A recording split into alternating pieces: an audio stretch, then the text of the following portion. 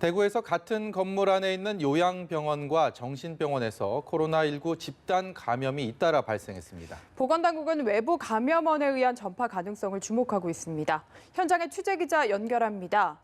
정지훈 기자. 네, 제가 있는 곳은 대구 달성군 병원 건물 앞입니다.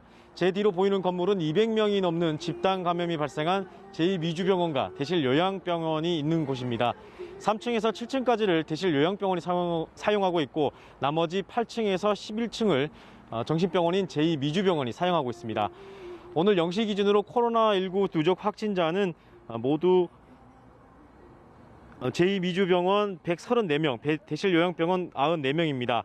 한 건물에서 모두 228명의 코로나19 확진자가 발생했습니다. 두 병원이 각자 다른 층을 사용하고 있지만 같은 엘리베이터를 사용하고 있어 처음 대실 요양병원에서 집단 감염이 발생했을 때 제2미주병원 감염 확산에 대한 우려가 제기됐습니다.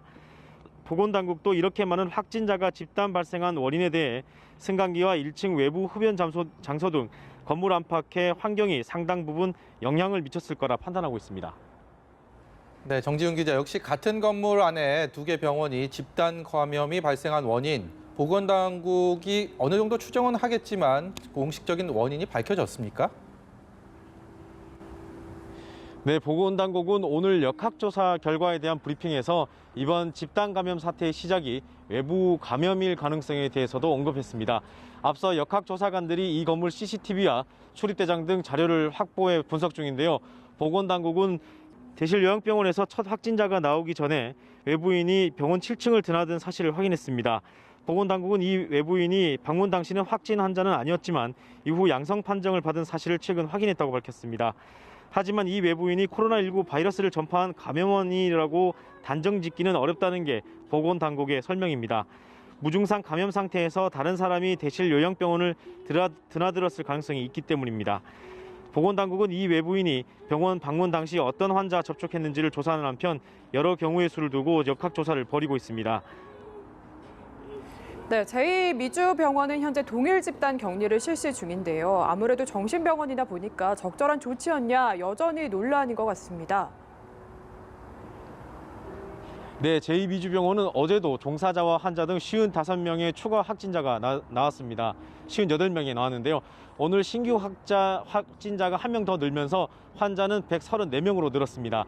말씀하신 것처럼 앞선 청도 대남병원의 사례에서 보듯이 폐쇄된 공간이기 때문에 병원을 통째로 격리해 오히려 밀폐된 공간에서 빠르게 감염이 진행됐을 가능성이라는 우려가 높았습니다.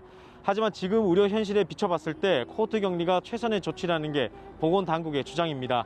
코로나19 확진 환자들은 일단 음압치료 격리시설이 갖춰진 병원으로 이송이 가능합니다. 하지만 확진 여부가 불분명한 환자의 경우 현실적으로 어떻게 처리해야 할지 막연한 측면이 있습니다. 우선 일반 병원에선 정신병원 환자들을 맡아줄 여력이 충분하지 않습니다. 여기에다가 감염 초기의 경우 증상이 뚜렷하지 않거나 심지어 무증상자에 의해서도 감염 가능성이 있어 다른 병원으로 이들을 받아들인 것에 대해 소극적인 게 현실입니다. 또 정신병원 입원 환자들을 돌보기 위해선 정신병원 전문 간호사와 의료진이 필요한데 이런 인력도 절대적으로 부족한 상황입니다. 엄밀히 말하면 이 병원 의료진도 밀접 접촉자이지만 보건당국의 요청에 동의한 이 병원 의료진들이 방호복을 입고 입원 환자들을 돌보고 있는 것으로 알려졌습니다. 때문에 정신병원의 집단 감염 확산 등 피해를 줄이기 위해 일반 병원과 달리 정신병원 내 감염병 대응 시스템을 개선해야 한다는 지적이 나오고 있습니다. 지금까지 대구에서 연합뉴스 TV 정준입니다.